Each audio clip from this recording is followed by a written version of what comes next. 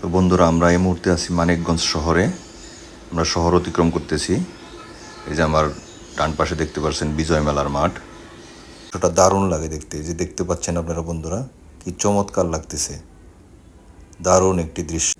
শেষ পর্যন্ত আমরা বাগানে এসে পৌঁছালাম এবং বাগানে এসেই দেখি রুমান ভাই, এবং বাগানে ঢোকার পরেই রুমান ভাই একটি গাছ পাকা আম আমার হাতে দিল, বলল ভাই আপনি খেয়ে নেন। আমিও সাথে সাথে খাওয়া শুরু করলাম। দেখলাম বন্ধুরা, আমাদের আম পাড়া শেষ হয়ে গেছে। এখন আমরা আমগুলোকে 5 কেজি করে মেপে ওইটা ওজন দেন আগে, ওটা ওজন দেন। বন্ধুরা, আমাদের সমস্ত আমি গাড়িতে উঠানো হয়ে গেছে।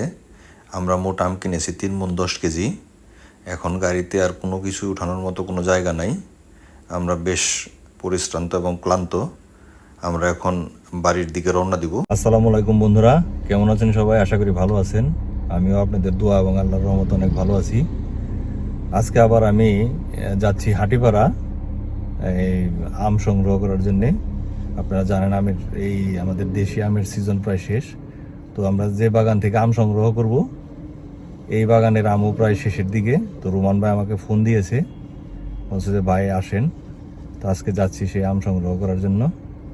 আমার সাথে আছে বাবুল ভাই। আমরা দুইজন আমাদের নিজেদের জন্য কিছু আম সংগ্রহ করব। তো আপনারা আমাদের সাথেই থাকেন। তো বন্ধুরা, আমরা এই মুহূর্তে আছি মানিকগঞ্জ শহরে। আমরা শহর অতিক্রম করতেছি। এই যে আমার ডান পাশে দেখতে পাচ্ছেন বিজয় মেলার মাঠ। আমরা এখন এই রাস্তা ধরে বেউথার দিকে যাচ্ছি। তারপর বেউথা থেকে বাম দিকে মোড় নিয়ে যাব সিঙ্গাইরের দিকে। দেখতে দেখতে আমরা বালিরট্যাক বাজার পার হয়ে চলে আসলাম বালিরট্যাক ব্রিজের উপরে। এখন আমরা বালিরট্যাকের যে ব্রিজটি আছে সেটির উপর উঠতেছি। ব্রিজটি দেখতে অনেক সুন্দর। এটার উপর থেকে দুই পাশে নদীর দৃশ্যটা দারুণ লাগে দেখতে, যে দেখতে পাচ্ছেন আপনারা বন্ধুরা, কি চমৎকার লাগতেছে, দারুণ একটি দৃশ্য। দুই পাশে পানিতে একদম ভরপুর নদী, দারুণ দেখতে। প্রতিদিন বিকেলবেলা এখানে অসংখ্য লোক আসে এই দৃশ্য দেখার জন্যে। তো দেখতে দেখতে বন্ধুরা, আমরা ব্রিজটি প্রায় পার হয়ে চলে এসেছি। এখন আমরা এখান থেকে বাম দিকে মোড় নিয়ে চলে যাব হাটিপাড়ার। শেষ পর্যন্ত আমরা বাগানে এসে পৌঁছালাম এবং বাগানে এসেই দেখি রুমান ভাই এবং তার অ্যাসিস্ট্যান্ট আমাদের জন্য আম পাড়তেছে। আপনারা দেখতে পাচ্ছেন বন্ধুরা, আমাদের জন্য আম সংগ্রহ করা হচ্ছে।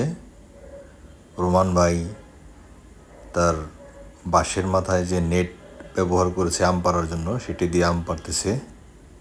কারণ আম নিচে পড়ে গেলে নষ্ট হয়ে যাওয়ার সম্ভাবনা থাকে, তাই ওই ঝুড়ির মাধ্যমে আম পাড়া হচ্ছে।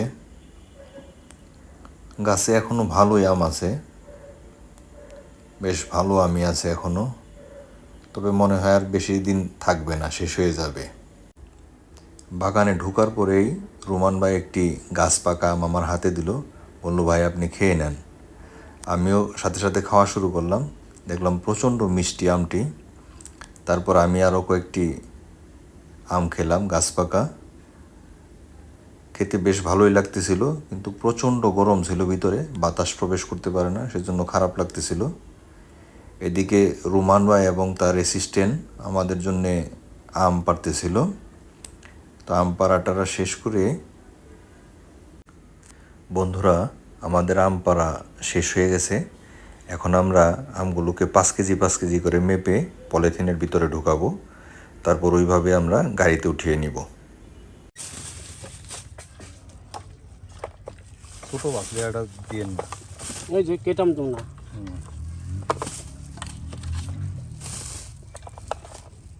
ঠিক আছে। কোথায় 5 কেজি আমাকে হইলে সমস্যা হতো না। ওইটা ওজন দেন আগে, ওটা ওজন দেন। ওজন দিয়ে দুটো বই নেই। ওজন দেখে হয় নাই, লাগবো আরো দুই তিনটে দে। ভিতরে ঢুকান, লাগবো।